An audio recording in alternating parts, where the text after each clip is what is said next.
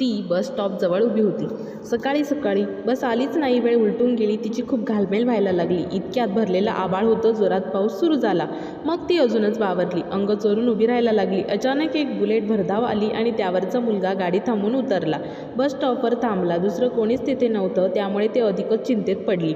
Helmet सकट बराच वेळ बसला बेंचवर. मात्र ती उभीच होती. तो तिच्या साधेपणाला पाहत होता. भोळेपणा चेहऱ्यावर ओथंबून वाहत होता. साधी सरळ मुलगी पण खूप मोहक होती असं वाटलं त्याला. त्यांनी हेल्मेट काढलं. केसांवरून हात फिरवला. कंगव्याने केस सारखे केले. डोळ्यांच्या कडेनं ती पाहत होती. पाऊस काही थांबेना. त्याने मोबाईल काढला. बॅटरी पण 6% दाखवत होती. रात्री घरात लाईट नव्हती. रात्रभर पाऊस होता. चार्जरही नव्हते. आता काय करावे असा विचार कर. शिट यार, या पावसाने पचका केला. कशाला येतो हा, तो मोठ्याने म्हणाला. अहो प्लीज असं म्हणू नका. पाऊस हवा. आज ग्राउंड वॉटरची लेवल किती खाली गेली. शिवाय बोरवेलला पाणी पाहिजेच ना. पडू द्या हो. त्याने कपाळाला हात मारला. अहो तसं नाही. पाऊस पडावा. पण आत्ता दिवसा पडला की असं होतं. कॉलेजमधला सकाळचा क्लास जाईल ना. तो कुठे कॉलेजला काय शिकतो असं तिने विचारावं असं त्याला वाटलं. पण ती काहीच बोलली नाही. बगाडिया कॉलेज का, त्यानेच विचारलं. हो. आणि तुम्ही? तेच तुमचं बगाडिया. आणि ती मिश्किलपणे हसली. त्याच्या काळजात कुठेतरी वीजच चमकली. तो एकदम म्हणाला. खूप खूप जवळची वाटली. काहीतरी होतं त्या हसण्यात. तो तिला निरखत राहिला. कशी जाणार कॉलेजला, त्याने विचारलं. बस आली नाही. नाहीतर गेले असते आत्तापर्यंत. छत्री आहे वाटतं सोबत. हो आहे, पण एवढ्या पावसाच्या तडाख्यात शक्य नाही चालणं कॉलेजला. मग मी सोडू का बाईकवर? नको नको. एक सांगा, मग तुम्ही का थांबलं तिथे? पुढे रस्ता खराब आहे. माझी बुलेट आणि शूज मला खूप प्रिय आहेत. बाईक पडली झडली चिखल उडाला तर मला नाही आवडणार. ती पुन्हा हसली. खूप मोहक. मला तेच वाटलं. तुम्ही रेनकोट घालूनही बाईक असूनही बस स्टॉपवर का थांबलात? तुम्हाला काय वाटलं? तुम्हाला एकटी पाहून थांबलं? आणि ती पुन्हा मोठ्यांदा हसली. फर्स्ट इयर का? हो. पण तुम्हाला कसं कळलं? कळलं चेहऱ्यावरून. अनुभव आहे हा. ओ का छान आहे की अनुभव. मग हळूहळू पाऊस वाढत गेला. दोघांच्या गप्पा वाढत गेल्या. तास दीड तास कुठे गेला कळलंच नाही. कॅबनी जायचं का? पण माझ्या फोनमध्ये चार्जिंग नाही. माझ्याकडे चार्जिंग आहे, पण मी पुरेसे पैसे आणले नाहीत.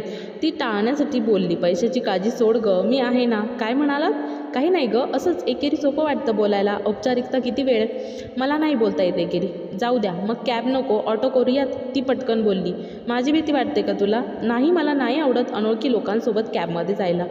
मी अनोळखी वाटतोय का अजून? जाऊ दे मग, पायीच जा तुम्ही. मग हळूहळू पाऊस कमी झाला. थांबलाच. निघाली छत्री उघडून. तो पण आला मागून आणि म्हणाला, चला ना, ओळख झालीच आहे तर बाईकवर सोडतो. कुठे ओळख झाली? मला तुमचं नाव देखील माहीत नाही. म्हणजे नावाशिवाय चालणार नाही का? का तसं?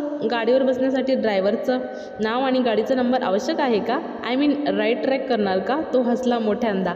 अहो तसं काही नाही. नाहीच, पण कळालं तर बरं झालं असतं. ती ओशाळली आणि ती मिश्किलपणे हसली. त्याच्या मनात पुन्हा वीज चमकली. तुमचं नाव जरी मला कुठे सांगितलं, मीच ती बरसते आहे. हो का? वर्षा? नाही. मेघा? नाही. श्रावणी? नो. सावनी? जा मग पाऊस. तो ओरडला दबल्या आवाजात. असं कुठं नाव असतं का? ती मोठ्यानं हसली. संपले का गेस? संपले का? सांग ना यार आता. तो थकला. माझं नाव बरखा. वाव, कसलं गोड नाव आहे. आणि तुमचं? ओळखा ना आता. समजा मी तुमचा देवता आहे. काही पण काय कोड? इंद्र का? हो. कुठे गेस करते? चल सोड, मी वरून. खरंच आता ओळख झाली ना, मग येतेस का बाईकवर? तिला नाही म्हणण्यासाठी काहीच कारण नव्हतं. इतक्यात पुन्हा भुरभुर सुरू झाली. त्याने रेनकोट काढला. हक्काने तिला दिला. तिने त्याच्याकडे तिरकसं पाहिलं, पण आभाळाकडे पाहून रेनकोट घेतला. मग घातला आणि अलगदपणे बाईकवर बसली. त्याने गाडी स्टार्ट केली. त्याला खूप भारी वाटत होतं. आयुष्यात पहिल्यांदा एका अनोळख्या मुलीला गाडीवर घेऊन जात होता. कॉलेजला जाणं जरुरी आहे का? तो म्हणजे हो. नाहीतर कुठे जाणार? ती एक कॉफी घेतली असती तुमच्यासोबत. नको बाबा, आज तर नको. म्हणजे उद्या येणार. ती गोड हसली. त्याने गाडी कॉलेजकडे वळवली. दिवसभर दोघेही वेगळ्या मूडमध्ये होते. रात्रभर दोघेही झोपले नाही. सकाळी ती खूप छान तयार झाली. तोही आज वेगळ्या मूडमध्ये. आवडते कपडे घालून निघाला. त्याच बस स्टॉपवर तो थांबला. ती उभी होती. तिने आलेली बस सोडली. अच्छा, कॉफीसाठी येत आहे ना बरखा मॅडम? हो ना, यावं की नाही विचार करते वरून सर. शब्द तुम्ही दिला होतात. आई शपथ, मी नाही बाबा शब्द दिला. एका कॉफीसाठी आई आणि बाबांना मध्ये आणतेस बरखा? कधी जेवायला चल म्हणलो तर आजी आजोबा काकू काका. ती प्रचंड लाजली. चुप. चला आता. ती हक्कानं गाडीवर बसली. एका दिवसात किती अंतर कमी केलं होतं पावसानं. सुरुवात झाली होती एका सुंदर पावसाळी प्रेमकथेची. ओली चिंब प्रेमकथा पुढे त्या अनुषंगाने होणार होती. आज पाऊस पडत होता, पण तिने छत्री आणली नव्हती आणि त्याचा रेनकोट ती मुद्दाम विसरून आली होती. भिजताना आज थंडीची तमा नव्हती की रेनकोटची. एका झाडाखालच्या टपरीजवळ त्याने गाडी थांबवली. कॉफी पुन्हा घेऊ? आता पावसात आल्याचा चहा इथला छान असतो. ती हसली, संमतीपूर्वक मान डोलावत लाजली. बाजूला मोठ्यानं गाणं चाललं होतं. गुज ओठांनी ओठांना सांगायचे, एका पावसात दोघांनी भिजायचे. तिने त्याच्याकडे तिरक्या नजरेनं पाहिलं. तो तिलाच निहाळत होता. ती मनी लाजून चुरचूर झाली. ही एका सुंदर प्रेमकथेची सुरुवात होती. त्यानं गुपचूप तिचा हात पकडला. तिकडे लाजेने अर्ध मेली ती झाली होती. काही महिने असेच गेले. पावसाळा, हिवाळा, थंडी वाढत राहिली. संपर्क वाढत राहिला. वरुण आणि बरखाची प्रेमखारी रंगली होती.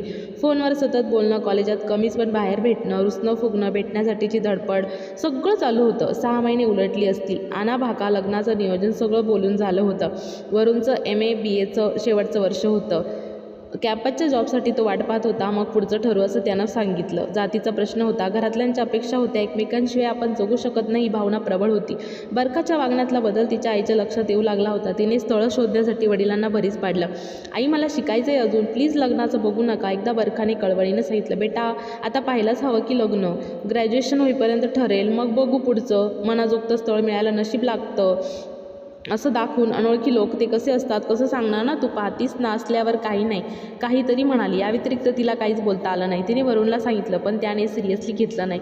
सगळेच आईवडील असं करतात गं, त्यांना काळजी असते आपली. आता वेळ चुकीची आहे. मी काय बोललो आणि तुझ्या बाबांनी विचारलं की तू काय करतोस, मी काय सांगणार. जस्ट 6 महिने गं बरखा, मग मी आणि तू. काळजी करू नकोस. त्याने तिला जवळ घेऊन समजावलं. ती रिलॅक्स झाली. एक दिवस बाबाही म्हणाले, बेटा तू हुशार आहेस, गुणी आहेस, तुझ्या लग्नाची कसली काळजी नाही मला. तुझ्या मर्जीशिवाय म्हणजे तुला सांगून मी ठरवीन.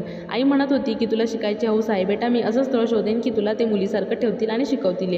हो का, थँक्यू बाबा. ती एवढंच बोलू शकली तिच्या धीर गंभीर स्थितीच्या बाबांपुढे. पण तिच्या मनातली शंका पूर्ण गेली नाही, कारण बाबा शांत मंद हसत होते. काही कळलंय का घरी? यांची संमती आहे की विरोध? ती बुचकळ्यात पडली. शांत राहिली. 1.5 महिना गेला. घरात काहीतरी होत राहिलं. फोनाफोनी. मग ती आली की विषय बदलणं, काहीतरी प्लॅनिंग आणि सिक्रेटली काहीतरी. परीक्षा 2-3 महिन्यांवर आली.